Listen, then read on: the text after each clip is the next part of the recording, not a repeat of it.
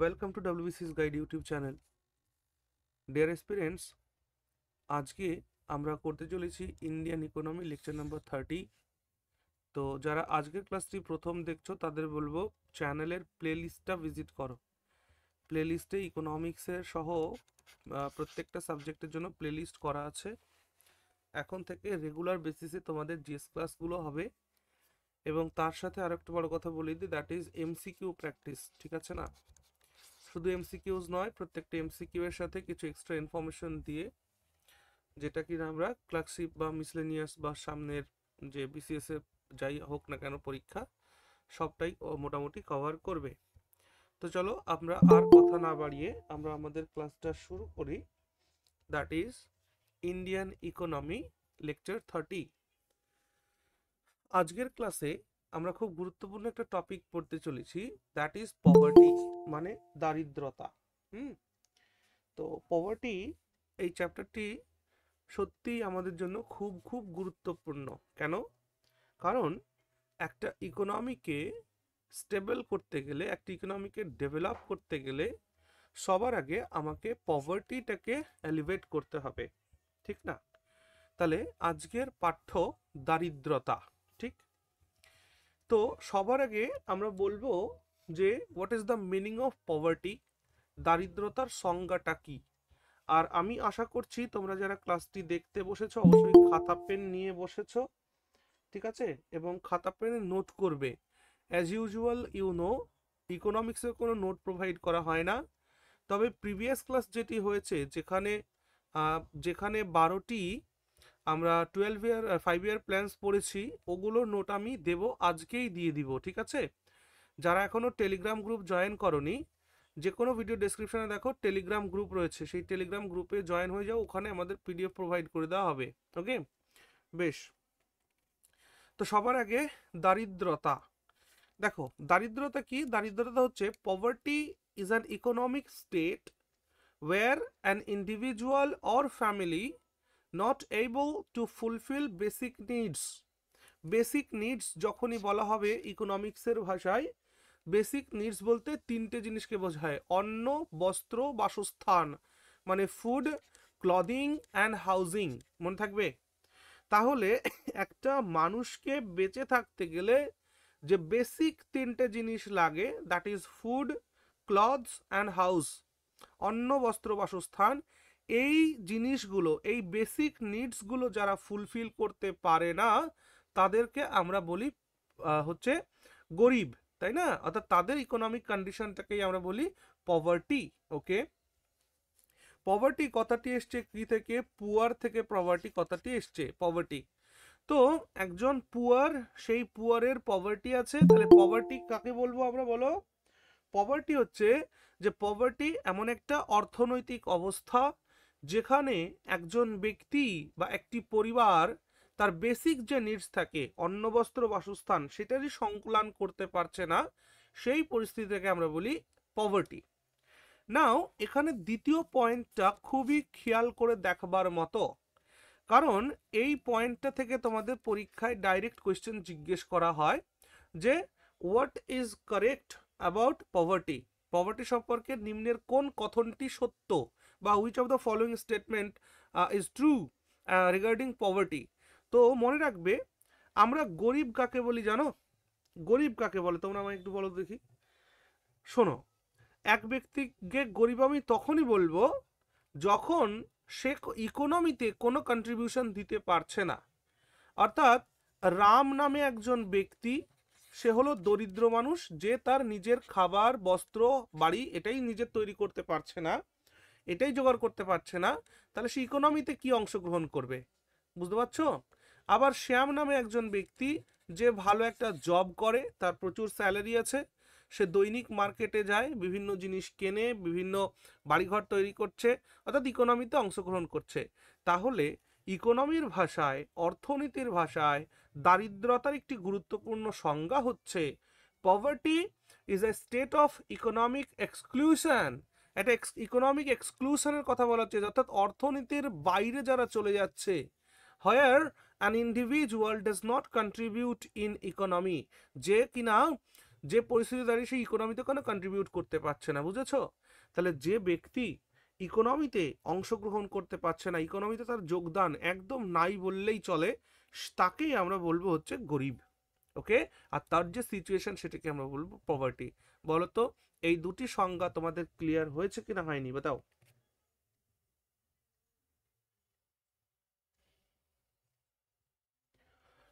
বলো।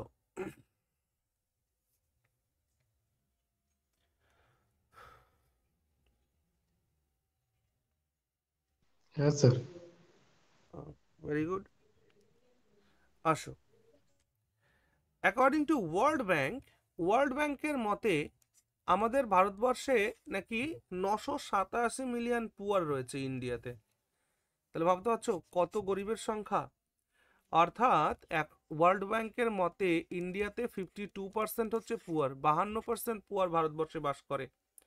তাহলে সেই সূত্রে ওয়ার্ল্ড ব্যাংক বলছে যে ভারতবর্ষ হচ্ছে maximum poor people holder. Bharatvarsha হচ্ছে বিশ্বের মধ্যে সব থেকে দরিদ্র মানুষের দেশ হচ্ছে ভারত। কিন্তু ভারতবর্ষকে যে দরিদ্রের মধ্যে প্রধান দেশ বলা হচ্ছে, এটা ভারতবর্ষ মানবে কেন? কারণ ওয়ার্ল্ড ব্যাংকের কিছু প্যারামিটার্স আছে। এই প্যারামিটার্সকে ফলো করলে তুমি বড় লোক, এই প্যারামিটার্সকে ফলো না করতে পারলে তুমি গরিব লোক। তো সেই যে প্যারামিটার্সগুলো সেটা সব সময় সব দেশের সঙ্গে একইভাবে চলবে না। তাই আমি একটা পয়েন্ট লিখে রেখেছি যে দো the parameters of world bank is not always true about India. অর্থাৎ ওয়ার্ল্ড ব্যাংকের যে প্যারামিটার্স রয়েছে সেটা ভারতের ক্ষেত্রে সব ক্ষেত্রে ঠিক নয়। কেন নয় আমরা পরবর্তীতে সেগুলো পড়বো। আরেকটা কথা মনে রাখতে হবে যে remember poverty calculated by different countries in their different ways. এই কারণে ওয়ার্ল্ড ব্যাংক কি বললো না বললো তাতে কোনো দেশের কিছু আসে যায় না। বিষয়টা হচ্ছে যে প্রত্যেকটা দেশ গরিবী নির্ধারণ করার জন্য, পভার্টি নির্ধারণ করার জন্য তাদের একটা মানদণ্ড সেট করে রেখেছে। ওকে, তবু একটি ইনফরমেশন একটুকুন আমাদের জানা দরকার যে according to World Bank India holds 987 million poor people in India. আর বলছে যে ভারতবর্ষে নাকি, ভারতবর্ষের যে 52%, ভাবতে পারছো ভারতবর্ষের অর্ধেকের বেশি নাকি গরিব। এমনটা নয়, সমস্ত প্যারামিটার্স মিলবে না। যাই হোক আমরা ওগুলো পরবর্তীতে দেখছি কোন কোন প্যারামিটার্স রয়েছে। মোট 10খানা ফ্যাক্টরস রয়েছে যেটাকে আমরা বলছি কিনা মাল্টি ডাইমেনশনাল পভার্টি ইন্ডেক্স। অর্থাৎ ওয়ার্ল্ড ব্যাংক সাথে ইউএনডিপি, হ্যাঁ, এবং অক্সফোর্ড ইউনিভার্সিটির একটা সেকশন থেকে এই স্ট্যাটিস্টিক্সটা কালেক্ট করা হয় এবং সেই অনুযায়ী নির্ধারণ করা হয় যে দরিদ্রতার মানদণ্ড আসলে কি। তো মনে রাখবে ভারতবর্ষে বা যে কোনো বিশ্বের বিভিন্ন, দেখো এটা হওয়ার পেছনে কারণ কি জানো, বিভিন্ন দেশের সংস্কৃতি বিভিন্ন রকমের। তাহলে বিভিন্ন সংস্কৃতির মধ্যে যেটা ওয়ার্ল্ড ব্যাংক মনে করছে এটা হওয়া উচিত নয় কিন্তু সেটা সেখানে হবে, পরে দেখছি আমরা ওটা। ওকে, এবার আসো পভার্টি লাইন। আচ্ছা, পভার্টি লাইনটা খুব ইম্পর্টেন্ট কেন? আমি যদি আমাদের ভারতবর্ষের ইকোনমিকে যদি আমি ভাগ করি তাহলে আমি 3টে সেকশন দেখতে পাবো। খুব ভালো করে অ্যাজ ইট ইজ আমার মতন করে তোমরা নোট তৈরি করে নিতে পারো। 3টে সেকশন দেখতে পাবো, এরম একটা সেকশন দেখতে পাবো, এরম একটা সেকশন দেখতে পাবো, আর এরম একটা সেকশন দেখতে পাবো। অর্থাৎ এই যে ওপর সেকশন এটাকে আমরা বলবো যে রিচ পিপল সেকশন এটা, আর এটা হচ্ছে মিডিল ক্লাস। মিডিল ক্লাস এই যে যে লাইনটি, এই লাইনটি হলো মেইন, এটাকে আমরা বলছি পভার্টি লাইন, এটাকে আমরা বলছি পভার্টি লাইন। আর পভার্টি লাইনের নিচে যারা রয়েছে তাদেরকে আমরা বলছি পুয়ার। ওকে, অর্থাৎ পভার্টি লাইনের নিচে যারা রয়েছে তারা হলো পুয়ার, আর পভার্টি লাইনের ওপরে যারা রয়েছে তারা কিছুটা উপরে মিডিল ক্লাস এবং একদম সবার উপরে রয়েছে রিচ। এখান থেকে ইম্পর্ট্যান্ট কি, এখান থেকে ইম্পর্ট্যান্ট হলো খুব ভালো করে শোনো, অর্থনীতির ভাষায় ধনী কাদের বলা হয়, মিডিল ক্লাস কাদের বলা হয়, পুয়ার কাদের বলা হয়, আমি বোঝানোর চেষ্টা করছি, নোটটা তোমরা তোমাদের মতন করে করে নিও। ওকে, সবার আগে অর্থনীতির ভাষায় রিচ কাদের বলবো, মানে ধনী কাদের বলবো? ধনী তাদেরকে আমরা বলবো যাদের কাছে প্রচুর পরিমাণে রিসোর্সেস রয়েছে। Are you getting my point? কি বললাম? তাহলে রিচ পিপল তাদের বলবো যারা holds huge resources, huge resources. তাহলে যাদের কাছে প্রচুর পরিমাণে রিসোর্সেস রয়েছে, রিসোর্সেস মানে কি সংসাধন, বিভিন্ন ধরনের সংসাধন যাদের কাছে রয়েছে, ওকে, তাদেরকে বলা হয় ধনী। এবার মিডিল ক্লাস কাকে বলে দাদা? মিডিল ক্লাস হচ্ছে যাদের কাছে রিসোর্সেস নেই। আবার বলছি, যাদের কাছে রিসোর্সেস নেই কিন্তু তারা রিসোর্সেস তৈরি করে। আবার বলছি, তাহলে মিডিল ক্লাস হচ্ছে কি, তো বা এমনটা লিখি যে প্রডিউস রিসোর্সেস বাই দেমসেলভস। আমি বিষয়টা বোঝাচ্ছি, চিন্তা করো না। তাহলে রিচ পিপল কাদের বলবো? যাদের কাছে হিউজ পরিমাণ রিসোর্সেস আছে। বলতে গেলে কি, মনে করো রাম নামে একটি ছেলে, তার বাবা কোটিপতি বিজনেসম্যান, ঠিক? মনে করো মুকেশ আম্বানির ছেলে, এটা দরকার নেই ব্যক্তিগতভাবে কারো নাম নেওয়ার। এটা মনে করো এবিসি একটা বিরাট বড় ইন্টারন্যাশনাল মাল্টিন্যাশনাল কোম্পানি আছে, তার ছেলে হলো রাম, ঠিক? এই রাম যখন যা চায় তখন সেটা পেয়ে যায়। রামের ইচ্ছে হচ্ছে যে আমি স্কাই ডাইভিং করব, সঙ্গে সঙ্গে সে স্কাই ডাইভিং এর সমস্ত সরঞ্জাম কিনে কোনো একটা স্পটে গিয়ে সে সেটা করছে। তার হঠাৎ স্বপ্ন হলো যে আমি অ্যামাজন রেন ফরেস্টে যাব, সেখানে গিয়ে কয়েকটা দিন ওখানে আমি ক্যাম্পেইন করব। সমস্ত রিসোর্সেস সে পেয়ে গেল, সঙ্গে সঙ্গে নিয়ে চলে গেল। তার মানে বড়লোক যাদের বলছি, তারা যখন যেটা চায় তখন সেটা করতে পারে। অর্থাৎ কেন করতে পারে? কারণ তাদের কাছে হিউজ পরিমাণ রিসোর্সেস রয়েছে, ঠিক? এবার তাহলে মিডিল ক্লাস কারা? মিডিল ক্লাসদের কাছে কোনো রিসোর্সেস থাকে না, দে প্রডিউস রিসোর্সেস বাই দেমসেলভস। তারা নিজেরা সেই রিসোর্সেসগুলোকে তৈরি করে। কিভাবে তৈরি করে? দেখো, একজন, মনে করো শ্যাম নামে আর একজন ব্যক্তি আছে, সে একটা গ্রুপ ডি চাকরি করে, ধরে নাও কথার কথা, সে একটা গ্রুপ ডি চাকরি করে। আর এই গ্রুপ ডি চাকরি করে তার ইচ্ছা হয়েছে সে একটা বাইক কিনবে। সে কি করবে? 1 মাস পরিশ্রম করবে, তারপরের মাস এরকম করে 4-5 মাসের একটা মাইনে সে জোগাড় করবে। জোগাড় করে সে তারপর একটা বাইক কিনবে। তার মানে কি দাঁড়ালো?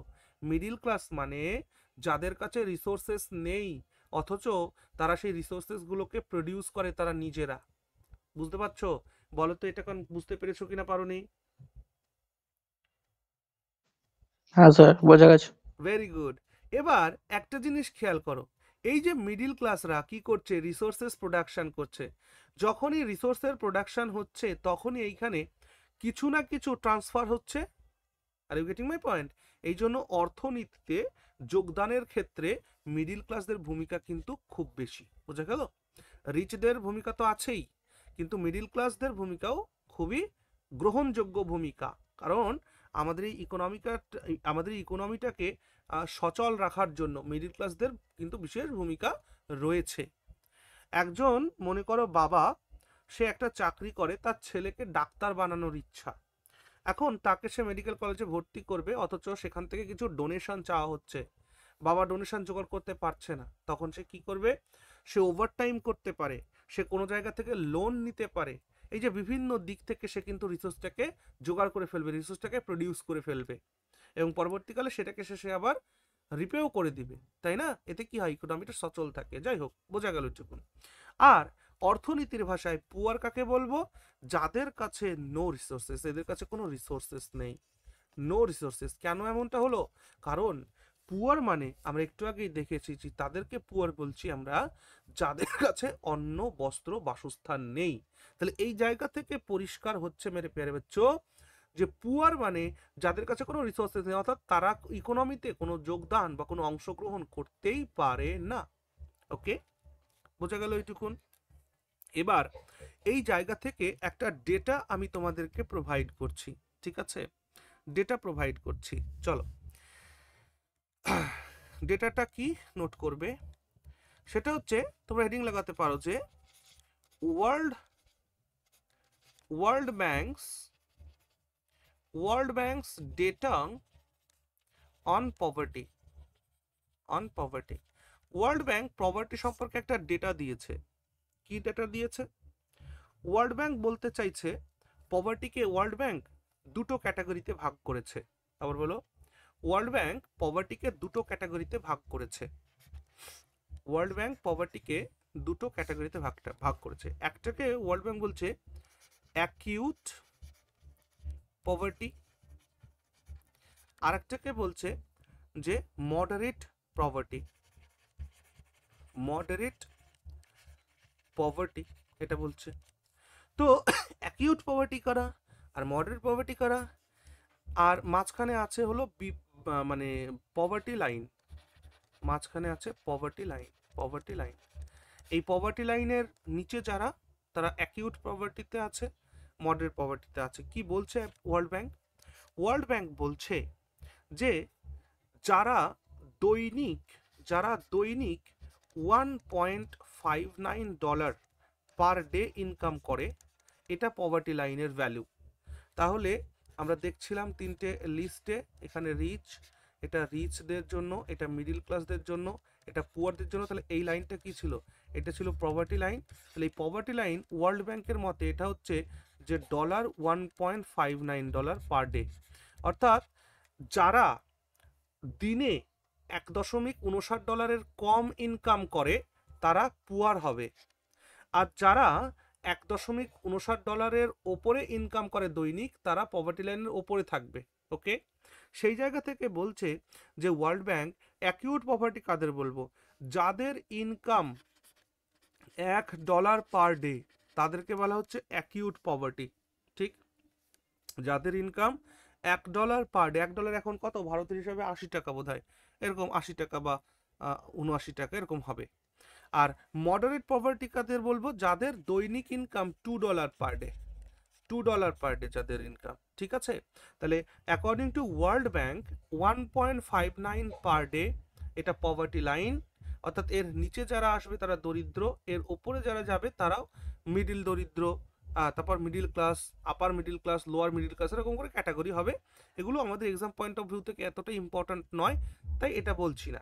তাহলে পভার্টি লাইন এটা কবের ডেটা? এটা হচ্ছে 2011-র ডেটা। মনে রেখো, পভার্টি লাইনকে 2015 সালে এটা করেছে হচ্ছে $1.90 পার ডে। দৈনিক $1.90 2015 অনুযায়ী এটা হচ্ছে পভার্টি লাইন রেখেছে ওয়ার্ল্ড ব্যাংক, বুঝতে পারলে? আর 11 অনুযায়ী 1.59। ঠিক, এটুকুন ক্লিয়ার হলো? Very good. এবার আসো, খুব মজার একটা বিষয় দেখি, that is types of poverty. পভার্টির ক্লাসিফিকেশন। আমরা পভার্টিকে কটা ভাগে ভাগ করতে পারি? হ্যাঁ, এই সেই তোমাদের মনে আছে ওই যে রবি ঠাকুরের একটা কবিতা ছিল না, 2 বিঘা জমি? সেই 2 বিঘা জমির একটা লাইন আছে না, মানে সেই তত চায় যার আছে ভুরি ভুরি, না কি যেন ছিল লাইনটা? বলো দেখি একবার, কেউ একজন, কারো মনে আছে?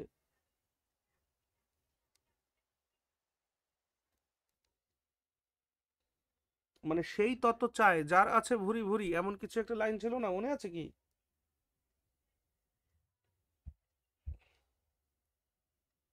আমি ভুলে গেলাম। হ্যাঁ স্যার, এই জগতে হাই সেই বেশি চায় যার আছে ভুরি ভুরি, হ্যাঁ, একদমই তাই। এইরকম টাইপ। এ জগতে হায় সেই বেশি চায় যার আছে ভুরি ভুরি, এই কথাটা কাজে লাগবে এটা বোঝানোর জন্য। চলো, টাইপস অফ, খুব ভালো। কি নাম তোমার? শরীফ। শরীফ, একটু পরে তুমি আবার বলবা লাইনটা, হ্যাঁ? আমি একটু আগে এটা করি, চলো খাতায় নোট করো। টাইপস অফ প্রপার্টিকে দুটো পার্টে ভাগ করো, দরিদ্রতার দুটো ভাগ। একটাকে আমরা বলছি হলো অ্যাবসলিউট পভার্টি, অ্যাবসলিউট পভার্টি।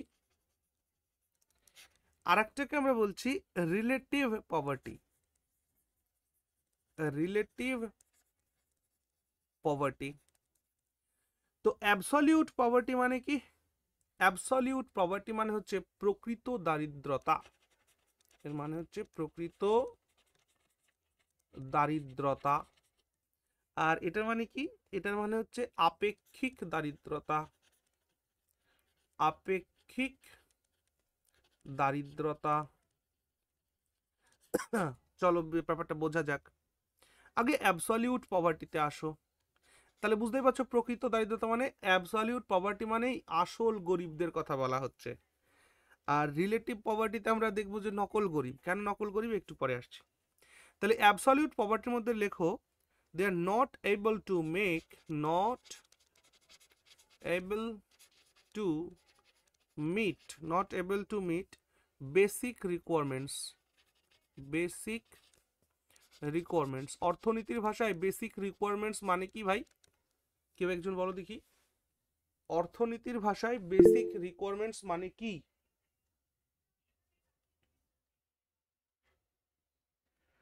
অর্থনীতির ভাষায় যারা নিজেদের দৈনিক মানে যে চাহিদাগুলো অন্ন বস্ত্র বাসস্থান পূরণ করতে পারে না। একদমই তাই। তাহলে বেসিক রিকোয়ারমেন্টস মানে হচ্ছে অন্ন, বস্ত্র, বাসস্থান। সাবাস। তাহলে অ্যাবসলিউট পভার্টি কখন বলবো? যখন যখন কেউ যে বেসিক রিকোয়ারমেন্ট সেটাকেই মিট করতে পারছে না, তখন সেটা অ্যাবসলিউট পভার্টি। আর এই অ্যাবসলিউট পভার্টিতে যারা থাকে তাদের অর্থনীতিতে একদম না মাত্র অংশগ্রহণ আছে। অর্থাৎ লিখে রাখো, নেগলিজিবল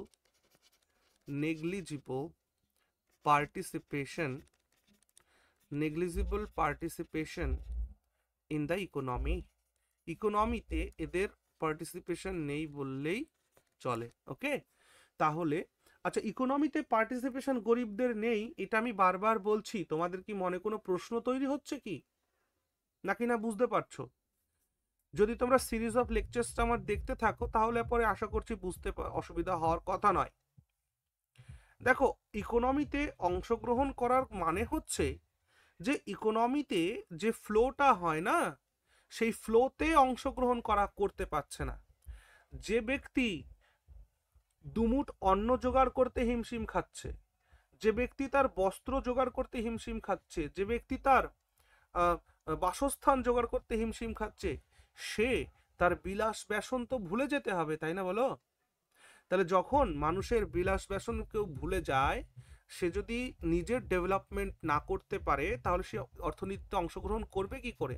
অর্থাৎ অর্থনীতিতে অংশগ্রহণ করার অর্থ হচ্ছে তুমি যত বেশি ইনকাম করবে অর্থনীতিতে তোমার যোগদান তত বেশি হবে।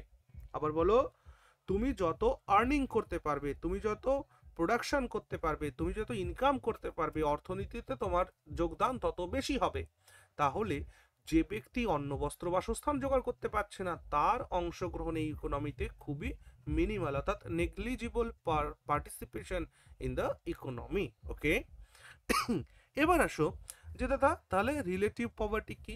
অ্যাকচুয়ালি রিলেটিভ পভার্টি হলো যে সেই তত্ত্ব, চলো ভাই এখানে এ জগতে হয় সেই বেশি চায় তার আছে যত ভুরি ভুরি। আচ্ছা, আগে লেখো তো, রিলেটিভ পভার্টির মধ্যে লেখো exist in comparison with someone else. লেখো এক্সিস্টিং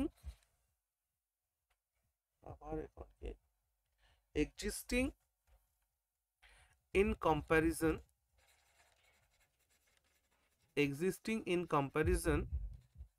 with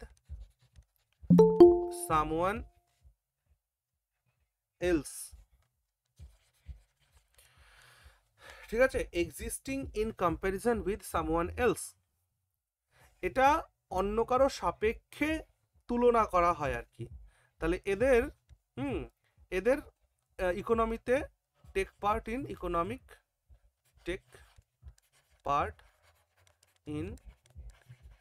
ইকোনমি, এরা ইকোনমিতে অংশগ্রহণ করে। বিষয়টা কি, ধরো এখানে রাম আর এখানে মনে করো শ্যাম। ঠিক আছে, রামের কাছে একটা বাইক আছে টিভিএস সিটি 100। রামের কাছে একটা বাইক আছে টিভিএস সিটি 100, ঠিক। আর শ্যামের কাছে আছে একটা হলো কেটিএম। বুঝতে পারলে?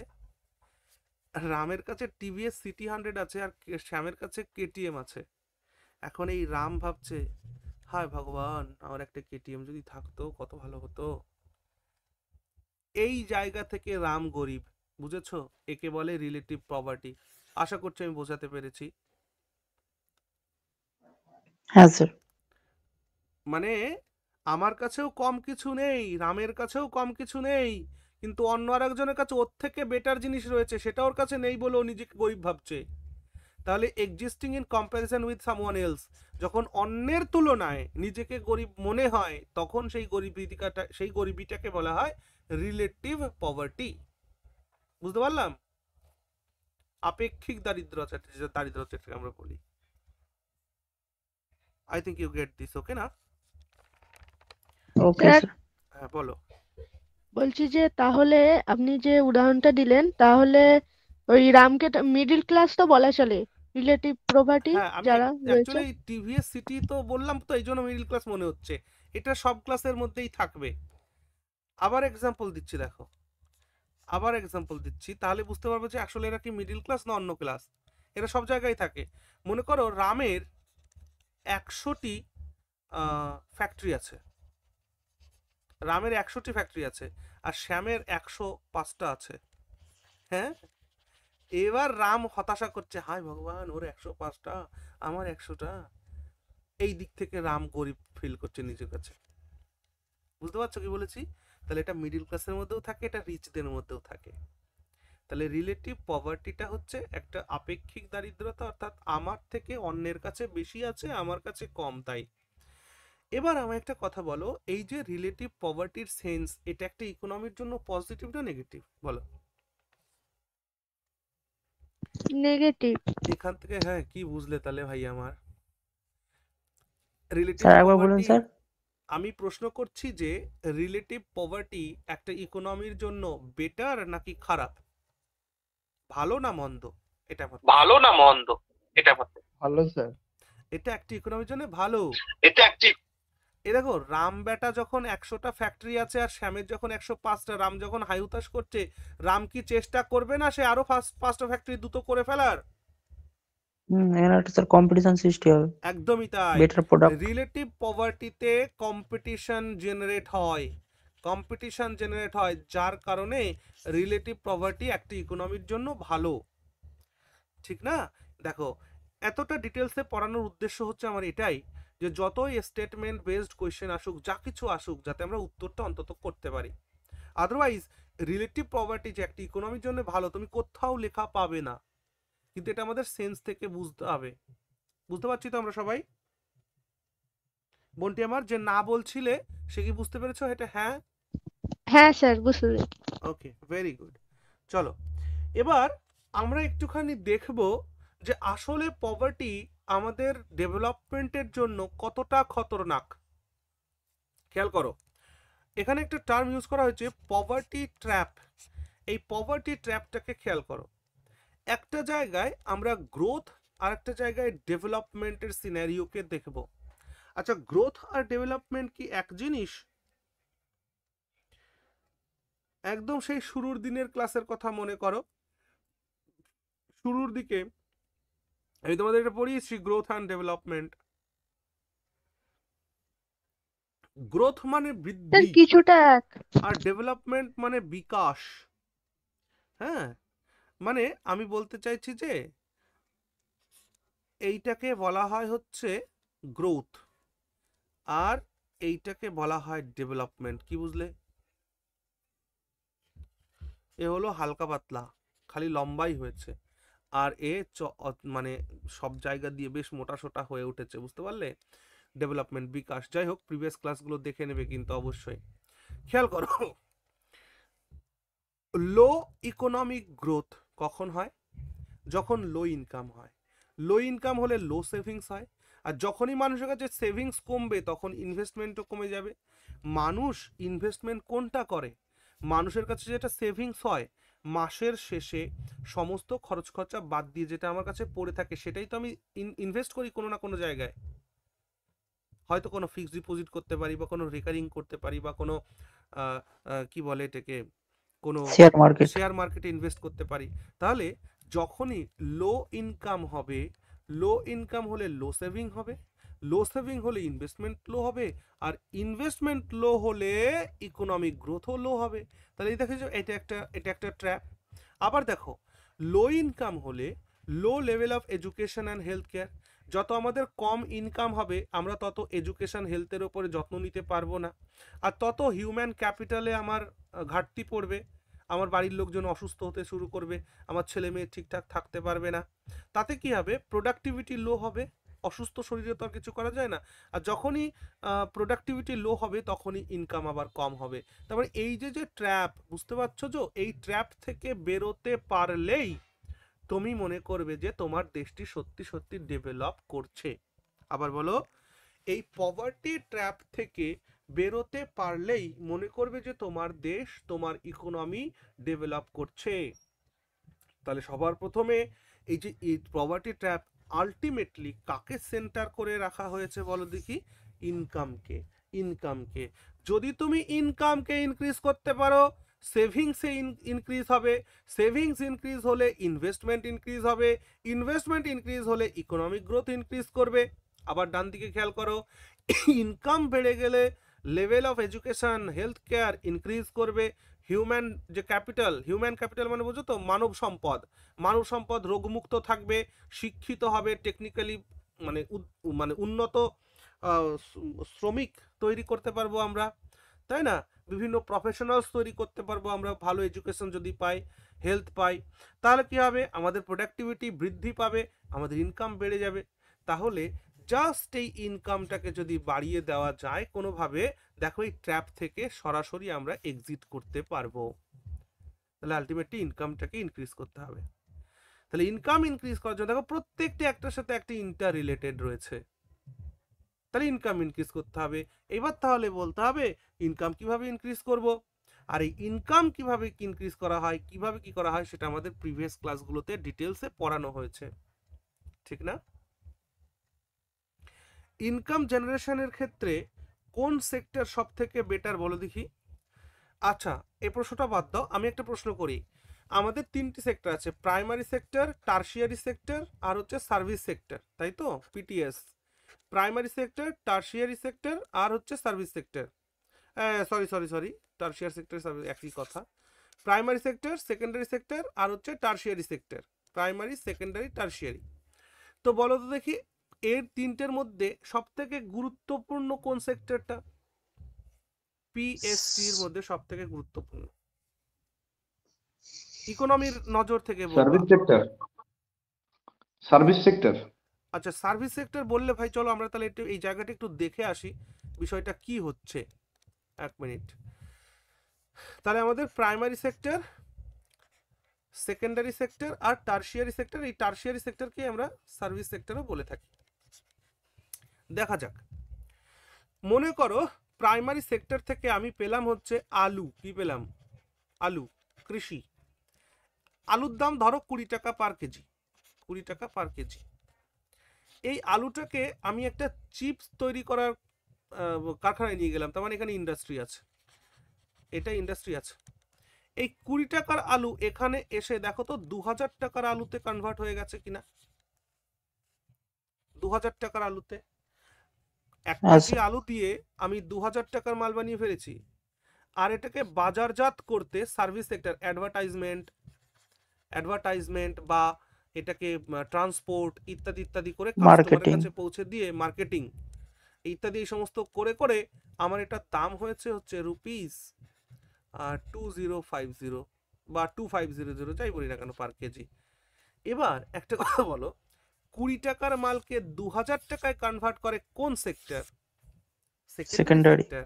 এই জন্য ইন্ডাস্ট্রি মাথায় রাখবা, ইন্ডাস্ট্রি হচ্ছে ইনকাম জেনারেশনের সব থেকে বড় উপায়। ওকে, এর মধ্যে কথা আছে, এর মধ্যে কথা হচ্ছে কি, তাহলে কি সার্ভিস সেক্টরটা না? একদমই তাই। একটা অর্থনীতি ডেভেলপড না ডেভেলপিং, এটা বোঝা যায় কি করে? যখন কোনো ইকোনমি প্রাইমারি সেক্টর থেকে সেকেন্ডারি সেক্টরের দিকে মুভ করছে তখন সেই ইকোনমিকে বলা হয় ডেভেলপিং ইকোনমি। আর যে ইকোনমি টোটালি সার্ভিস সেক্টরের উপরে ডিপেন্ডেড তাদের বলা হয় ডেভেলপড ইকোনমি। বুঝতে পারছো? তাহলে সার্ভিস সেক্টরে এর ভূমিকা কম নয়, কিন্তু আমি জেনারেশন মানে ইনকাম জেনারেশনের কথা বা এমপ্লয়মেন্ট জেনারেশনের কথাটা বলতে চাইছিলাম আর কি। তাহলে 20 টাকার মালকে 2000 টাকায় কনভার্ট করতে পারে এই সেকেন্ডারি সেক্টর, যার কারণে অর্থনীতিতে এদের ভূমিকা খুব বেশি। তাহলে স্যার একবার বলবেন মানে ডেভেলপ আর ডেভেলপিং? তুমি না প্রিভিয়াস ক্লাসগুলো একটু দেখে নিও, তুমি মনে হয় চ্যানেলে দেখোনি মনে হয় ক্লাসগুলো, তাই না? স্যার আমি ফার্স্ট আজকে। হ্যাঁ ঠিক আছে, তুমি চ্যানেলে প্লেলিস্টে গিয়ে ইকোনমিক্সের শুরু থেকে ক্লাসগুলো দেখবে, অবশ্যই দেখবে কিন্তু, ঠিক আছে?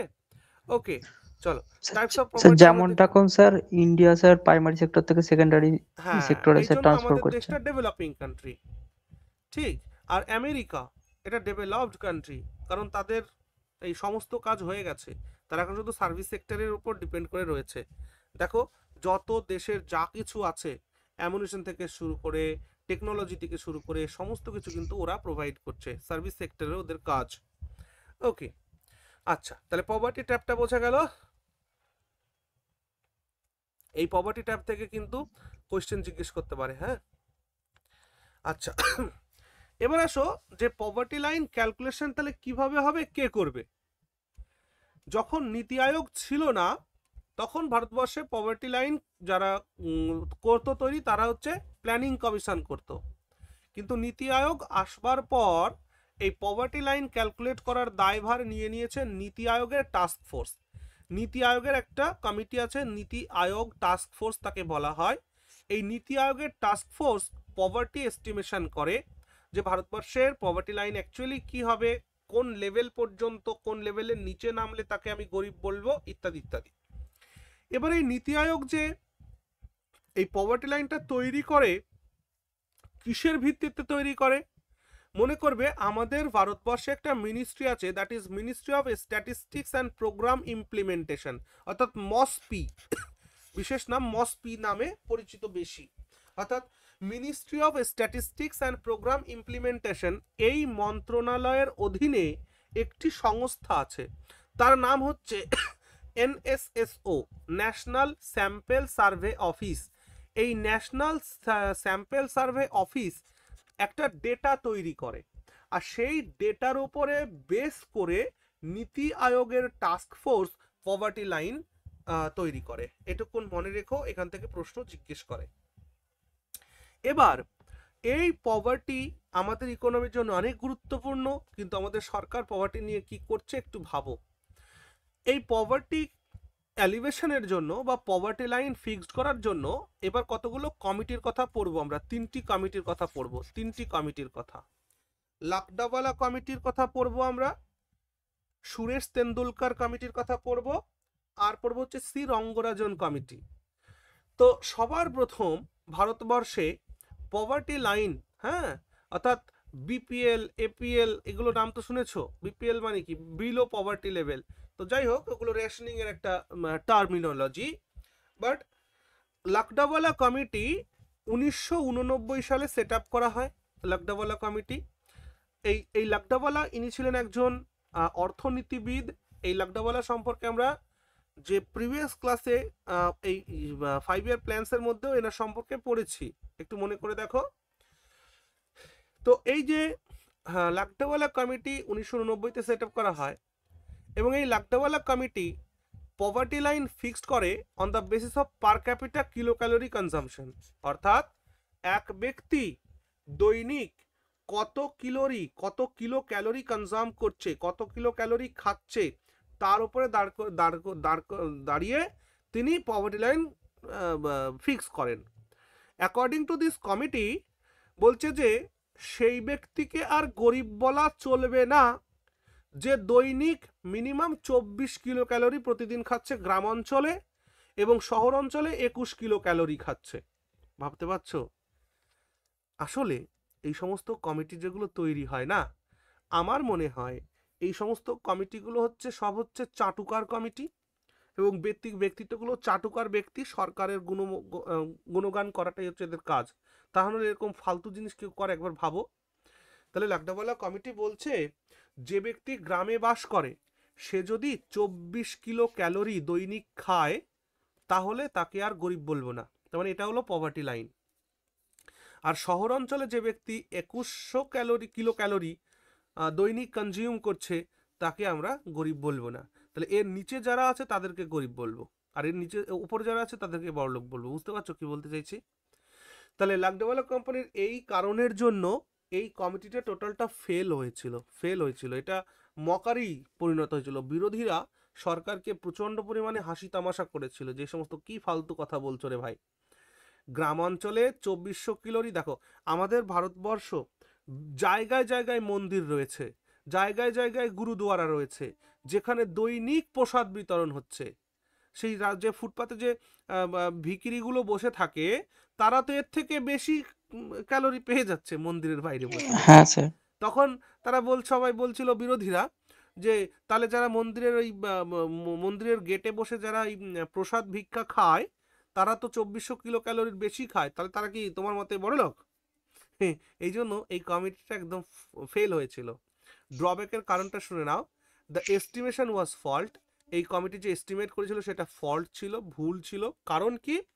Food is not the only criteria to be taken to calculate poverty line.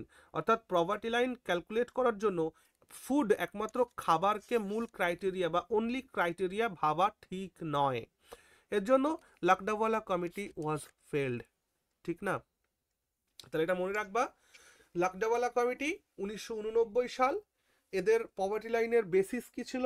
এদের পভার্টি লাইন ফিক্সড করার বেসিস ছিল হচ্ছে পার ক্যাপিটা কিলো ক্যালোরি কনজাম্পশন, যে তুমি দৈনিক কত কিলো ক্যালোরি কনজাম করছো তার উপরে দাঁড়িয়ে। কি বললো? যে তুমি যদি গ্রামে বাস করো তাহলে 2400 কিলো ক্যালোরি যদি তুমি দৈনিক খাও তাহলে তোমাকে আর গরিব বলা যাবে না, আর তুমি যদি শহরে বাস করো 2100 কিলো ক্যালোরি খেলে তোমায় আর গরিব বলা যাবে না। এরকম ব্যাপার। এই কমিটি ফেল হওয়ার পর একবার লক্ষ্য করো যে আমাদের সরকার গরিবদের নিয়ে কত বেশি ভাবে, একটু খেয়াল করো। এটা কত সাল? 1989। নেক্সট কমিটি আসলো দেখো কবে? 2005। ভাবতে পারছো কি ভাবনা ভাবে সরকার? 1989তে একটা ফেল্ড কমিটি। সেই ফেল্ড কমিটির পর সরকারের আর কোনো হেলদোল নেই। তারপরে সে 2005 সালে সুরেশ তেন্ডুলকর কমিটি আসলো। এই কমিটিগুলোর নাম মনে রেখো: লাকডাওয়ালা committee, Tendulkar committee, Rangarajan committee. এরা তিনটেই এসেছিল পভার্টি লাইন ফিক্স করার জন্য। সুরেশ তেন্ডুলকর কমিটি 2005-এ এতদিন পরে আসলো, তারাও এসে একটা মকারির পাত্র হলো। তারা এসে এবার কি করলো? তারা বললো এই খাবার টাবার বাদ দাও। The committee converted calorie consumption into per capital expenditure. Expenditure মাথা পিছু কত খরচ করতে পারছে একজন ব্যক্তি, তার উপরে ডিপেন্ড করে আমি গরিব না বড়লোক ঠিক করব। বুঝতে পারছো? তাহলে লাকডাওয়ালা কমিটি পভার্টি লাইন ফিক্স করার জন্য কিলো ক্যালোরি কনজাম্পশন ফুডকে গ্রহণ করেছিল। আর এই সুরেশ তেন্ডুলকর কমিটি এরা বলছে যে আমরা পার ক্যাপিটা এক্সপেন্ডিচারকে নেব, অর্থাৎ মাথা পিছু ব্যক্তি কত খরচ করছে তার কনজাম্পশনের জন্য। ঠিক আছে? খরচ।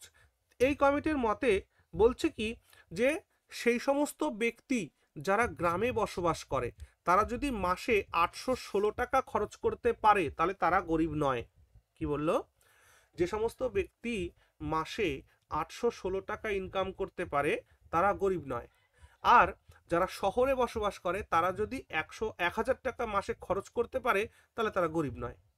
ভাবতে পারছো? এই কমিটি বলেছিল, সুরেশ তেন্ডুলকর কমিটি সাজেস্ট করেছিল যে ভারতবর্ষে নাকি 21.9% গরিব আছে, and it was heavily criticised. এবং এই বক্তব্যকে বিশেষভাবে ক্রিটিসাইজ করা হয়েছিল, কারণ ভারতবর্ষে 21.9 থেকে অনেক বেশি গরিবই রয়েছে। বুঝতে পারছো? তাহলে Suresh Tendulkar committee food consumption বা ক্যালোরি কনজাম্পশনকে কনভার্ট করেছিল পার ক্যাপিটা এক্সপেন্ডিচার কনজাম্পশনের উপরে, কে কত খরচ করছে। তারা বলেছিল গ্রামে যে ব্যক্তি বসবাস করে তার একজন ব্যক্তি যদি 816 টাকা পার মান্থ খরচ করতে পারে তাহলে সে গরিব নয়, আর শহরে 1000 টাকা। ঠিক। এরপর 2012 সালে আরো একটি কমিটি আসলো, that is C Rangarajan committee. C Rangarajan committee এসে মোটামুটি একটা ঠিকঠাক ভ্যালু দিল। তারা কি করলো? পার ক্যাপিটা এক্সপেন্সকে টোটাল ফ্যামিলি এক্সপেন্ডিচার বানিয়ে ফেললো, যে না না ব্যক্তিগত ওই খরচ টরচ বাদ দাও, এবার ফ্যামিলি খরচ। তাহলে বুঝতে পারছো? লাকডাওয়ালা কমিটি হচ্ছে খাবার দাবার, কে কত ক্যালোরি খাচ্ছে তার উপর। সুরেশ তেন্ডুলকর এসে বললো যে খাবার বাদ দাও, দৈনিক একজন ব্যক্তি মাসে কত টাকা খরচ করে তার উপর। আর তাদের বাদ দিয়ে সি রঙ্গরাজন কমিটি এসে বলল যে টোটাল ফ্যামিলি এক্সপেন্ডিচার উপরে কাউন্ট হবে পভার্টি লাইন। তিনি কি বললেন? তিনি বললেন 5 জনের একটি পরিবার, স্টেটমেন্টগুলো খেয়াল করবে, স্টেটমেন্ট বেসড কোয়েশ্চেন হয় এখান থেকে। ফ্যামিলি অফ 5 পার্সনস, 5 জনের একটা পরিবার যদি গ্রামে বসবাস করে, 5 জন জনসংখ্যা বিশিষ্ট একটি পরিবার যদি গ্রামে বসবাস করে, তারা যদি পার মান্থ 4800 টাকা খরচ করতে পারে, তাহলে তারা পভার্টি লাইনের ওপরে থাকবে। যদি 5 জন সদস্য বিশিষ্ট একটি পরিবার যদি 4800 টাকার কম মাসে খরচ করে, তাদেরকে গরিব বলা হবে। আর যদি 4800 টাকা বা 4800 টাকার বেশি হয়, তাদেরকে আর গরিব বলা হবে না। এবং শহর অঞ্চলে যদি 5 জনের ফ্যামিলির 5 জন সদস্যযুক্ত ফ্যামিলি 7035 টাকা খরচ করতে পারে, তাহলে তাদেরকে আর গরিব বলা হবে না। বুঝতে পারলে? এই 3টি কমিটি আমাদের ভারতবর্ষে পভার্টি লাইন ফিক্স করার জন্য এসেছে। এই পর্যন্ত হয়েছে। এগুলো কি স্ক্রিনশট করে নিতে পারো, এগুলো নোট করবে, এটার পিডিএফ প্রোভাইড করা হবে না। ওকে, চলো তারপর এবার আসো, আমি যেটা বলছিলাম মাল্টি ডাইমেনশনাল পভার্টি ইন্ডেক্স। এই মাল্টি ডাইমেনশনাল পভার্টি ইন্ডেক্স যেটা কিনা করে হচ্ছে ইউএনডিপি এবং Oxford poverty and human development initiative, এইটার থেকে করা হয়। অর্থাৎ ইউনাইটেড নেশনস ডেভেলপমেন্ট প্রোগ্রাম থেকে এটা করে।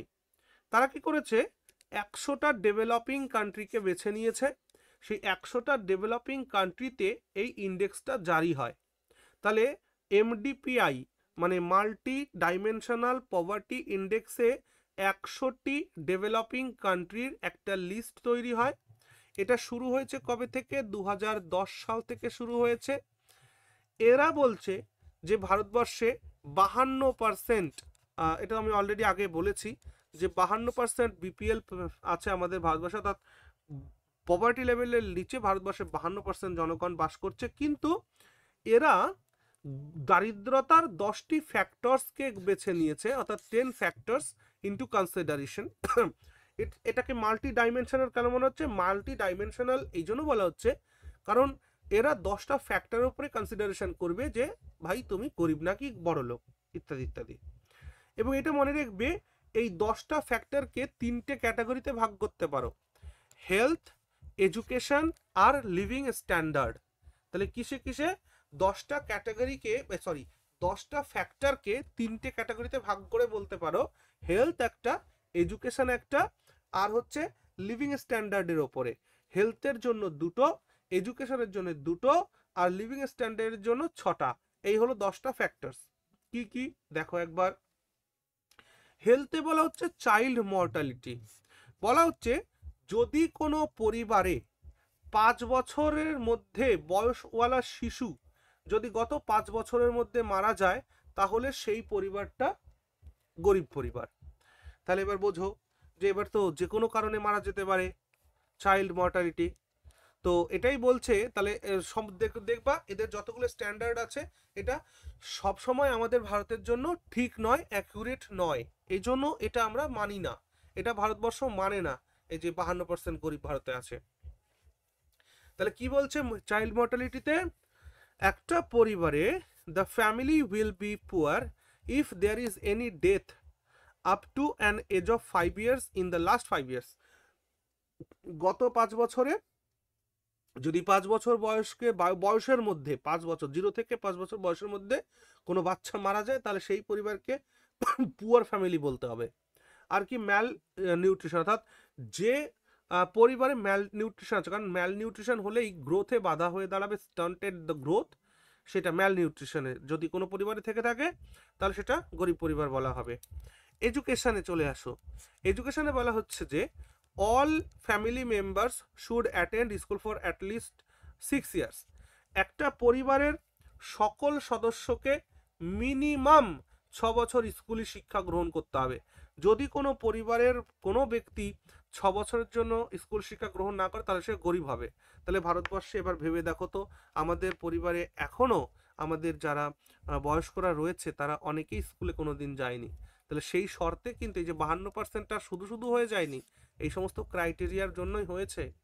তাহলে কি বলছে যে সেই পরিবারকে গরিব পরিবার বলবো যে পরিবারের প্রত্যেকটা মেম্বার 6 বছরের কম হয়তো কেউ একজন স্কুলে যেতে পারেনি, তা থেকে গরিব বলবো।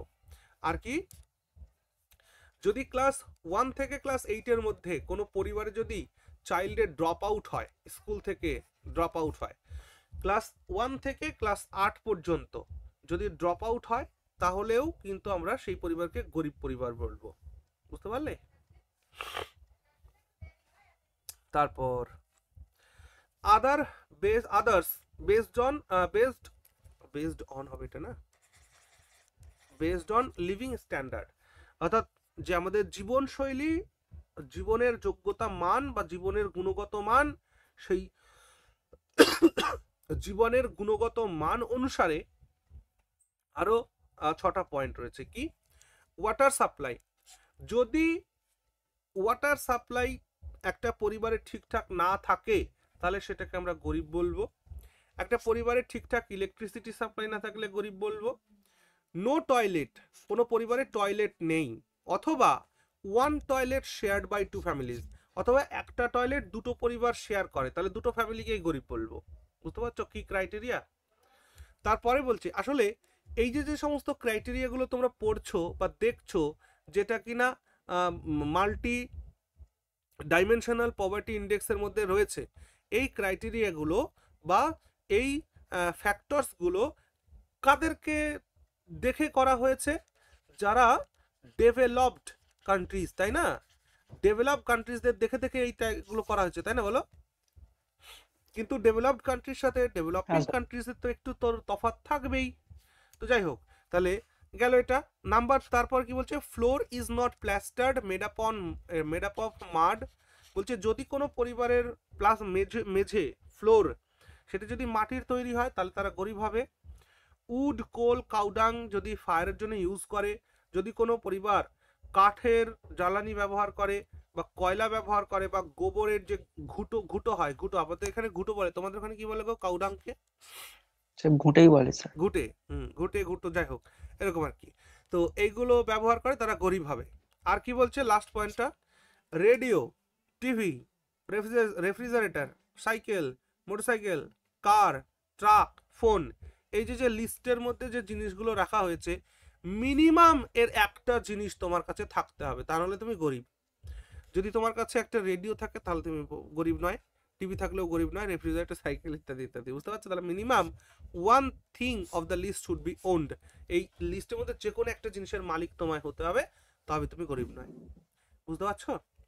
তাহলে তো স্যার আমাদের ভারতবর্ষের সবার কাছেই ফোন আছে স্যার, সবাই বড়।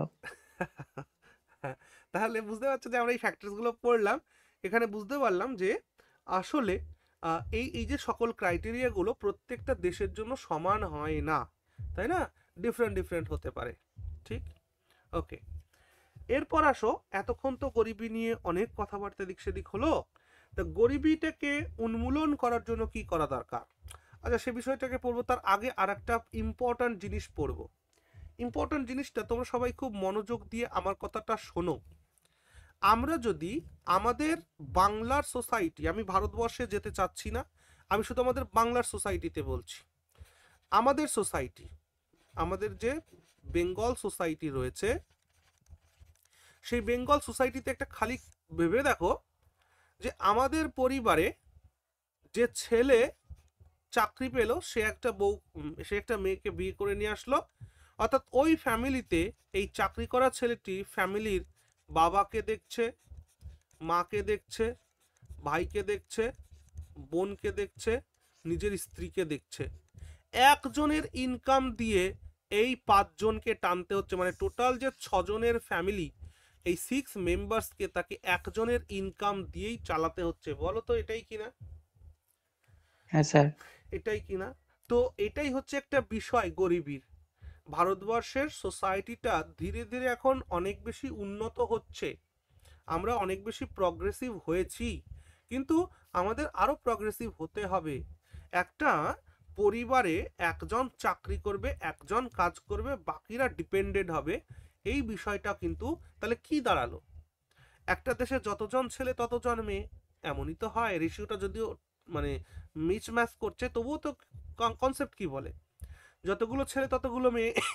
এবার ছেলেরা ইনকাম করছে, মেয়েরা বসে থাকছে, তাহলে একটা দেশের 50% পপুলেশন যখন অন্যের ওপরে ডিপেন্ডেড, তাহলে সেই দেশ কি করে মানে ডেভেলপ করবে? তাহলে এই জায়গাটার জন্য এই পয়েন্টটা খুব important, that is feminisation of poverty. হ্যাঁ, কিন্তু স্যার দারিদ্রতা আজকের দিনে এই জিনিসটা স্যার অনেকটা বদলাচ্ছে আস্তে আস্তে স্যার। হ্যাঁ, ধীরে ধীরে বদলাচ্ছে। ফেমিনাইজেশন অফ পভার্টি এইটা খুব ইম্পর্ট্যান্ট। আমি ছেলেদের জন্য এবং মেয়েদের জন্য, উভয়ের জন্য, যারা যারা আমার ক্লাস দেখছে প্রত্যেকের জন্য বলছি এই বিষয়টা নিয়ে ভাবো। এখন যে আলোচনা আমি করতে চলেছি, বিষয়টা হলো একটা ছেলে আর একটা মেয়ে আমরা এখনো ইকুয়াল নজর দিয়ে দেখি না। কেন দেখি না? এই যে ভারতবর্ষে যে মাঝে মাঝেই আমরা শুনতে পাই রেপ হলো, এখানে এখানে একটা মেয়ের শ্লীলতাহানি হলো, এগুলো হওয়ার পেছনে কারণটা কি? এগুলো হওয়ার পেছনে কি একটা মেয়ে তার পছন্দ মতো ড্রেস পরেছে বলে এটা হয়েছে? একদমই নয়। বিষয়টা হচ্ছে, তোমরা খুব ভালো করে খেয়াল করে দেখবে, একটা ছেলে রাত্রিবেলা বাড়ি থেকে বেরিয়ে যাচ্ছে, মা বাবা জিজ্ঞেসও করছে না কোথায় যাচ্ছিস। যদি জিজ্ঞেস করেও তবুও কিন্তু বলছে না ভাই তাড়াতাড়ি ফিরে আসিস, কি ব্যাপার বৃত্তান্ত। রাতের বেলার কথা বলছি। কিন্তু একটা মেয়ে যদি দিনের বেলায় বাড়ি থেকে বেরোতে চায়, তাকে বিভিন্ন প্রশ্ন, 7-17 কোথায় যাবি, কেন যাবি, কি করবি, হ্যানা ত্যানা ইত্যাদি ইত্যাদি। তাহলে যে দৃষ্টিভঙ্গি আমরা একটা ছেলের প্রতি রাখি, সেই দৃষ্টিভঙ্গি একটা মেয়ের প্রতি আমরা রাখছি না। যার কারণে আমাদের পরিবার থেকেই এই সমস্যাটা সৃষ্টি হচ্ছে। এখানে প্রত্যেকটা পয়েন্ট সেই বিষয়ে লেখা হয়েছে। আমাদের দৃষ্টিভঙ্গি ইকুয়াল করতে হবে। মেয়েদেরকেও কেন শুনতে বলছি, মহিলাদেরকেও এটা শুনতে হবে এই কারণে, একটা পরিবারের প্রধান পিতা যতই হোক, মা তো সেখানে থাকে। আমার কথা উত্তর দাও। একটা পরিবারের প্যাট্রিয়ার্কাল সোসাইটি আমরা বলছি, পিতৃতান্ত্রিক সমাজ, যতই পিতৃতান্ত্রিক সমাজ হোক, ওই সমাজে ওই পরিবারে মাই গার্জিয়ান, ইয়েস অর নো? তাহলে মা যদি গার্জিয়ান হয়, যেখানে মা গার্জিয়ান, সেখানে মা কি করে এইগুলোকে সহ্য করতে পারে? আমি তো এটাই বুঝি না, তাই না? শোনো এবার, throughout the world poverty in women is more than men. অর্থাৎ সমগ্র বিশ্বের কথা যদি বলো, সেখানেও দেখবে পুরুষদের থেকে মহিলারা দরিদ্র বেশি। কারণ মহিলাদের ইনকাম নেই। কেন ইনকাম হয়নি? কেন ইনকাম হয়নি? এই প্রথম লাইনের বিস্তার এই নিচে রয়েছে, এক এক করে আলোচনা করছি। Lack of income and lack of opportunities. তাদের ইনকাম কম হওয়ার পেছনে তাদের বড় ভূমিকা হচ্ছে অপরচুনিটির অভাব। সুযোগই তো দিলাম না। বাবা ভাবছে ছেলেটিকে ডাক্তার করতে হবে, আর মেয়েটি মোটামুটি আর্টস ফার্টস নিয়ে কিছু একটা পড়বে, ভালো ছেলে দেখে বিয়ে দিয়ে দেবো। এটাই প্ল্যান তো? প্ল্যান তো এটাই নাকি? ছেলেকে ডাক্তার বানাতে হবে না, ছেলেকে ইঞ্জিনিয়ার বানাতে হবে, মেয়েটিকে একটু যা খুশি একটা করুক, গান টান শিখুক, একটা পরে ভালো ছেলে দেখে বিয়ে দিয়ে দেবো। এটা হলো ব্যাপার। তাহলে কি দাঁড়ালো? Lack of opportunity. আমি মেয়েটির জন্য সুযোগই রাখলাম না। আমাদের যে ট্র্যাডিশনাল সোসাইটি ভারতে রয়েছে, মেয়েরা ঘরে থাকবে, কাজ করবে, ঘর গুছাবে, এরকম একটা ব্যাপার। Division of labour according to gender হিসাবে লেবারের ডিভিশন হয়, এবং ডেভেলপমেন্ট আপন মেন কাউন্টার পার্ট। ঠিক আছে? এবং মেন কাউন্টার পার্ট, মেন যে যারা পুরুষ সঙ্গী, তাদের ডেভেলপমেন্টের সাথে তাদের ডেভেলপমেন্টের অনেকটা বাধা সৃষ্টি হয়। Since women are not expected to contribute economically, যেহেতু মেয়েদেরকে ভাবাই হয় না যে তারা ইকোনমিতে কোনো কন্ট্রিবিউট করতে পারে, যার কারণে এডুকেশন নট গিভেন ইম্পর্টেন্স। মেয়েদের এডুকেশনটাকে ইম্পর্টেন্স দেওয়া হয় না। Lower literacy sign of feminisation of poverty. অর্থাৎ মেয়েদের লিটারেসিটাও অনেক বেশি কম, তাদের পড়াশোনাও শেখানো হয় না। এটা এমনটা বিশ্বাস করা হয়, খুব গুরুত্বপূর্ণ। দেখো এই পয়েন্টটা আমার খুব মজার লেগেছে যখন আমি এটা পড়ছিলাম। It is also believed that if women will be more educated, then it will be difficult to find its male counterpart. বুঝতে পারছো? যদি কোনো মেয়ে বেশি শিক্ষিত হয়, তাহলে তার জন্য যে বরটা খুঁজতে হবে, তাকে তো আরো বেশি শিক্ষিত হতে হবে, তাই না? কারণ মেল সুপ্রিমেসি দরকার, যে মেল সুপ্রিমেসি রয়েছে তো।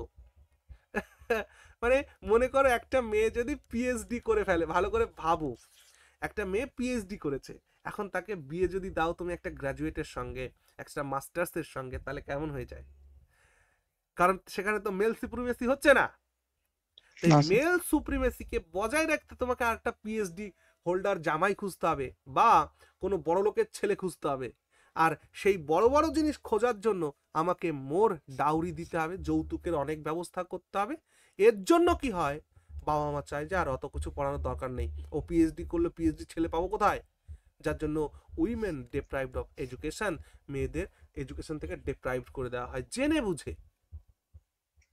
বুঝতে পারছো? প্যাট্রিয়ার্কাল সোসাইটিতে importance were given to male child, male চাইল্ডের উপরে ইম্পর্টেন্সটা দেওয়া হচ্ছে, গার্ল চাইল্ডকে ইম্পর্টেন্স দেওয়া হচ্ছে না বললেই চলে। Considered as an economic burden, এবং সব থেকে ইম্পর্ট্যান্ট এটা মেয়েদেরকে বলা হয় বা মেয়েদেরকে মনে করা হয় তারা একটা ইকোনমিক বার্ডেন, অর্থনৈতিক একটা বোঝা। কেন? একটা বাবার ঘরে মেয়ের জন্ম হলেই বাবা খেয়ে না খেয়ে শুরু করে টাকা জমানো। কেন? বিয়ে দিতে হবে, জোগাড় করতে হবে। ভাবতে পারছো? মেয়ের বিয়ে দিতে হবে, টাকা জোগাড় করতে হবে। তার মানে এই যে মেয়ে ইকোনমিক বার্ডেন, এই জায়গা থেকে আমাদের শোনো একটা কথা বলি, ভারতীয় সভ্যতা, ভারতীয় সংস্কৃতিতে এমনটা কোনোদিন ছিল না। ভারতীয় সভ্যতা, ভারতীয় সংস্কৃতিতে কিন্তু মাতৃরূপে মেয়েদেরকে পূজা করা হয়। পরবর্তীকালে ভারতবর্ষে যেহেতু বিভিন্ন ধরনের মানুষ ভারতবর্ষে এসছে, বিভিন্ন সংস্কৃতির মেলবন্ধন এই ভারতে হয়েছে, তার কারণে কিন্তু এই জিনিসগুলো ঘটেছে। আদারওয়াইজ আমাদের সমাজ চেষ্টা করলে আজও কিন্তু পারে। এবং তুমি যদি ভালো করে খেয়াল করে দেখো, আমাদের এই যে ভারতীয় উপমহাদেশে, এই ভারতীয় উপমহাদেশে দেখবে ভারতবর্ষ কিন্তু এখন নারী শিক্ষার ক্ষেত্রে, নারীদের প্রগতির ক্ষেত্রে বিশেষ বড় ভূমিকা গ্রহণ করেছে। যে দেশে বা যে ইকোনমিতে অর্ধেক পুরুষ অর্ধেক নারী, সেই অর্ধেক নারীকে আমি বেকার করে রাখছি, অর্ধেক পুরুষের অর্থ উপার্জনে আমাদের ইকোনমিটা টিকে রয়েছে, সেই ইকোনমি ডেভেলপ করতে দেরি লাগবে। এই জন্য সরকার এটা চেষ্টা করছে যে কিভাবে নারীদেরকে প্রোৎসাহিত করা যায়। এর জন্য কি করছে দেখো, সরকারকে যে বিভিন্ন দেখবে যে মহারাষ্ট্র বা বাইরের যে রাজ্যগুলো আছে দেখবে ওখানে বিভিন্ন ধরনের প্রকল্প আছে, বেটি বাঁচাও বেটি পড়াও আছে না, এরকম প্রকল্প। এই প্রকল্পগুলোর উদ্দেশ্যটা কি? যে মেয়েদেরকে পড়াশুনো করাও, তার জন্য তুমি টাকা পাবে, মেয়েদেরকে 12 ক্লাস পাস করালে 10,000 টাকা পাবে। আমাদের রাজ্যে বোধহয় আছে, তাই না, কন্যাশ্রী স্যার। কন্যাশ্রী প্রকল্প, যে মেয়েদের যদি বিয়ে তুমি না দিয়ে 12 ক্লাস 4 ক্লাস পাস করাতে পারো তাহলে তোমাকে একটা টাকা দেওয়া হবে, 10-12 কলেজ টাকা পর্যন্ত। বা কিছু একটা টাকা দেওয়া হবে। এই কন্যাশ্রী প্রকল্প কত টাকা দেয়? 25,000 টাকা দেওয়া হয়, হ্যাঁ স্যার। তাই না? তাহলে এটাই ব্যাপার, যে মেয়েদেরকে শিক্ষিত করো, ওদেরকেও ইকোনমিতে অংশগ্রহণ করাতে হবে। আর আজকে যে ক্লাস আমার মায়েরা দেখছো তারা এটা মাথায় রাখবা, আমার বোনেরা দেখছো তারা মাথায় রাখবা, তোমরাও একটা সময় সংসারের মালিক হবা। তো ছেলে মেয়ে ইকুয়াল, ঠিক না? বায়োলজিক্যাল অ্যাসপেক্ট থেকে মেয়েরা দুর্বল হবে, ছেলেরা সবল হবে, এটা তো স্বাভাবিক ব্যাপার। কেন এমনটা? একটা মেয়ের শরীর থেকে প্রত্যেক মাসে যে পরিমাণ ব্লাড বেরিয়ে যাচ্ছে, আর সেই ব্লাড কি শুধু শুধু ব্লাডই বেরোচ্ছে, সে সারা মাস ধরে যত ধরনের মিনারেলস, ভিটামিনস যা কিছু খাচ্ছে, ওই কয়েকটা দিনে সেগুলো বেরিয়ে যাচ্ছে। তার মানে তাদের শরীর একটা ছেলের তুলনায় কি করে শক্তিশালী হবে? এটা তো ভগবানই এমনটা করেছে আমাদের সৃষ্টিতে। নারী এই জন্য প্রকৃতি। হ্যাঁ, ঠিক। তাহলে এই বিষয়গুলো আমাদেরকে কনসিডারেশনে আনতে হবে। আর কি বললাম? তাহলে মেয়েদেরকে ইকোনমিক বার্ডেন ভাবাটা, তারপর কি deprived of food and health care, food and health কেয়ারের যে ডেপ্রিভেশন, এটা দেখতে পাচ্ছি। আর যার কারণে হচ্ছে কি সাফার্স ম্যাল নিউট্রিশন, এবং ম্যাল নিউট্রিশনে সাফার করছে তারা পর্যাপ্ত পরিমাণে। এই যে দেখো আমাদের ম্যাটারনাল মর্টালিটি আমাদের ভারতবর্ষে খুব হয়। কেন? একটা মা গর্ভবতী হবার পর তার যে পরিমাণ যত্ন বা কেয়ার করা দরকার সেটা একটা পরিবার ঠিকঠাকভাবে করে না, তাই না? যার কারণে একটা মায়ের শরীরে যখন একটা বাচ্চা বড় হচ্ছে, তখন সেই মা নিজের পুষ্টি তার বাচ্চাটাকে দিচ্ছে, তাহলে নিজের ঘাটতি পড়ছে। তো যার কারণে ম্যাল নিউট্রিশনের জায়গাটাকে আমাদের লক্ষ্য রাখতে হবে। Women mainly in organise sector, সব থেকে ইম্পর্ট্যান্ট আর একটা point, that is women are mainly unorganise sector. মহিলারা যে কাজকামগুলো করে, মহিলারা যে কাজ করে না তা নয়, বিষয়টা হচ্ছে তারা আনঅর্গানাইজ সেক্টরে অনেক বেশি, অর্থাৎ তারা যেখানে কাজ করছে। আচ্ছা, অর্গানাইজড সেক্টর সম্পর্কে আর আনঅর্গানাইজ সেক্টর সম্পর্কে আমি আলোচনা করেছি তো নাকি? এগুলো আমাদের কিন্তু আলোচনা হয়েছে, সো প্রিভিয়াস ক্লাসগুলো অবশ্যই দেখবে। আনঅর্গানাইজ সেক্টরে কিন্তু তারা কাজ করছে বেশি, কেউ বিড়ি শ্রমিক হচ্ছে, হ্যাঁ, কেউ বাড়িতে একটা সেই সেলাই মেশিন কিনে কিছু জামা সেলাই করছে, প্যান্টস সেলাই করছে, এরকম করে করে মানে আনঅর্গানাইজ সেক্টরে তারা কাজ করছে। আর যার কারণে not continuous and sufficient salary, তারা কন্টিনিউয়াস স্যালারি পাচ্ছে না, সাফিসিয়েন্ট স্যালারিটাও তারা পাচ্ছে না। এবং এই বিষয়টাকে নির্মূল করার জন্য কোনো লেবার লজও তৈরি হয়নি আলাদা করে মেয়েদের জন্য। ডিফারেন্সিয়াল ওয়েজেস, একটা পুরুষের যা বেতন একটা মহিলার সেই বেতন দেওয়া হয় না। তাহলে এর জন্য বিভিন্ন কারণে women are dependent on male head. আর সব থেকে বড় কথা, একটা মহিলা একটা পুরুষের উপরে ডিপেন্ডেন্ট হয়ে থাকে, যা একটা অর্থনীতির জন্য কখনোই সুখকর নয়। তাহলে এই বিষয়টা খুব ইম্পর্ট্যান্ট পভার্টি এলিভেশনের ক্ষেত্রে, ঠিক আছে? এবার আসি আমরা যে মেজার্স টু হ্যান্ডেল পভার্টি। আমরা আমাদের ক্লাসের একদম শেষ পর্যায়ে চলে এসেছি। এখানে আমরা এখন আলোচনা করব, এতক্ষণ ধরে যে পভার্টি সম্পর্কে আলোচনা করলাম সেগুলোকে কিভাবে নির্মূল করা যায় তার বিষয়ে আলোচনা হবে। That is welfare state. আমাদের ওয়েলফেয়ার স্টেট তৈরি করতে হবে, ইনক্লুসিভ ডেভেলপমেন্ট করতে হবে, সবকা সাথ সবকা বিকাশ যেটাকে আমরা বলি। ইনক্লুসিভ ডেভেলপমেন্ট মানে কি? সকলকে নিয়ে সকলের বিকাশ করতে হবে। সেকুলার কনস্টিটিউশন, এটা খুব গুরুত্বপূর্ণ একটা বিষয়। সেকুলার কনস্টিটিউশন থাকতে হবে। কোনো কনস্টিটিউশন যদি কোনো একটা সেকশনকে ডেপ্রাইভড করে তাহলে সেই ক্লাসটা তো ডেপ্রাইভড থেকে যাবে, সেই ক্লাসটা তো পভার্টির মধ্যেই থেকে যাবে। এর জন্য সেকুলার কনস্টিটিউশন দরকার, অর্থাৎ এমন একটি নিরপেক্ষ সংবিধান, নিরপেক্ষ আইন থাকবে, সকলের জন্য সমান থাকবে, সকলের প্রগতির জন্য কাজ করবে। Number 2, positive discrimination. দেখো, পজিটিভ ডিসক্রিমিনেশনটা একটি গুরুত্বপূর্ণ টার্মিনোলজি, এটা কিন্তু রয়েছে জানো কনস্টিটিউশনে। ডিসক্রিমিনেশন আবার পজিটিভ কি করে হয় একটু বোঝো। দেখো, আমাদের সমাজে যে সমস্ত এসসি কমিউনিটি রয়েছে, ওবিসি কমিউনিটি রয়েছে, এসটি কমিউনিটি যারা রয়েছে, তারা এই সমাজের অনেকটা নিচু তলায় রয়েছে। তাদেরকে আপলিফট করার জন্য আমি একটু ডিসক্রিমিনেট করব। কিভাবে?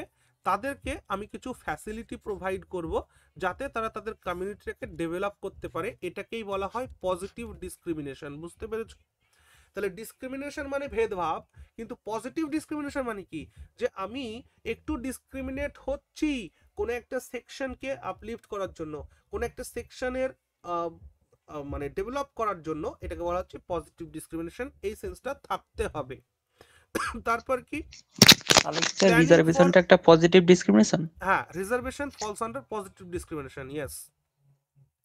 Planning for equal distribution of resources, যে রিসোর্সেস গুলো রয়েছে সেই রিসোর্সের ইকুয়াল ডিস্ট্রিবিউশনের প্রপার প্ল্যানিং করতে হবে, অর্থাৎ দেশের সম্পদ যাতে সকল নাগরিকের কাছে সমানভাবে বন্টিত হতে পারে, সমানভাবে বিতরিত হতে পারে, সেই ব্যবস্থাটাকে ঠিকঠাক করতে হবে। নেক্সট, ইন্ডাস্ট্রিয়ালাইজেশন, শিল্পায়ন করতে হবে। যত বেশি শিল্পায়ন তত বেশি ইনকাম জেনারেশন হবে, এমপ্লয়মেন্ট জেনারেশন হবে। পিডিএসটাকে স্ট্রং করতে হবে, অর্থাৎ পাবলিক ডিস্ট্রিবিউশন সিস্টেম, অর্থাৎ রেশনিং ব্যবস্থাটাকে ঠিক করতে হবে। সরকারের জিনিসগুলো যাতে সরাসরি কাস্টমারের কাছে জনগণের কাছে এসে পৌঁছাতে পারে। প্রগ্রেসিভ ট্যাক্সেশন করতে হবে। দেখো, প্রগ্রেসিভ ট্যাক্সেশন এই কথাটা একটা গুরুত্বপূর্ণ কথা। আমি এর মধ্যে আমাদের ইকোনমিক্সের ক্লাস চলতে চলতে এর মধ্যে কোনো একটা ক্লাস নিয়ে আসবো যেখানে ইকোনমিক্সের কিছু গুরুত্বপূর্ণ টার্মিনোলজি রয়েছে যেগুলো সম্পর্কে এক্সামিনেশনে স্টেটমেন্ট বেসড কোয়েশ্চেন হয়, সেই বিষয়টা নিয়ে আলোচনা করব আমি, ঠিক আছে? তো এখানে একটা কথা পাচ্ছ, প্রগ্রেসিভ ট্যাক্সেশন। দেখো, প্রগ্রেসিভ ট্যাক্সেশন বিষয়টা হচ্ছে যদি কোনো ব্যক্তির ইনকাম বাড়ে তবে তার ট্যাক্সটাকে বাড়াও। ইনকাম বাড়ছে না অথচ ট্যাক্স বাড়িয়ে যাচ্ছ, এটাকে প্রগ্রেসিভ ট্যাক্সেশন বলে না। তাহলে প্রগ্রেসিভ ট্যাক্সেশন মানে কি? ইনকাম বৃদ্ধি হচ্ছে, ট্যাক্স বৃদ্ধি হচ্ছে, এটাকে বলে প্রগ্রেসিভ ট্যাক্সেশন। তো প্রগ্রেসিভ ট্যাক্সেশনটা করা দরকার বলে বলছে। তারপর হচ্ছে ওয়েলফেয়ার স্কিমস লাইক মানরেগা, মনরেগার মতন যে 100 দিনের কাজ যেটাকে আমরা বলি, সে 100 দিনের কাজের মতন এইরকম ওয়েলফেয়ার স্কিমস আরও আনতে হবে, যাতে দেশের জনগণ বছরের একটা সময়ের জন্য তারা রোজগার করতে পারে, তারা যাতে কাজ পেতে পারে। আর কি ইউনিভার্সাল বেসিক ইনকাম, এই পয়েন্টটা আমি আজ তুলে রাখলাম। আমি এতক্ষণ ধরে কথা বলছি, গলা খুসখুস করছে। ইউনিভার্সাল বেসিক ইনকামটা কোনো একদিন খুব ভালো করে বোঝাবো। একটু হিন্টস দিয়ে রাখি, ইউনিভার্সাল বেসিক ইনকাম মানে বাংলাদেশে কোনো একটি লোক 10,000 টাকা ইনকাম করছে, ভারতবর্ষে কোনো একটি লোক 10,000 টাকা ইনকাম করছে, দুজনের লিভিং অফ স্ট্যান্ডার্ড এক হবে? না। এই জায়গাটাকেই বলা হচ্ছে ইউনিভার্সাল বেসিক ইনকাম। অর্থাৎ বাংলাদেশে যে ভদ্রলোক 10,000 টাকা ইনকাম করছে, ভারতবর্ষে সে 7 বা 8,000 টাকা ইনকাম করলে সেম হবে। ওই যে পারচেজিং পাওয়ার প্যারিটি, মানে তোমাদের মনে আছে পিপিপি, হ্যাঁ স্যার। পারচেজিং পাওয়ার প্যারিটি, অনেকটা ওই রকমই হচ্ছে ইউনিভার্সাল বেসিক ইনকামের কনসেপ্ট। ঠিক আছে, এতে ইনফ্লেশনেরও কিছুটা দায়। হ্যাঁ অবশ্যই তাই।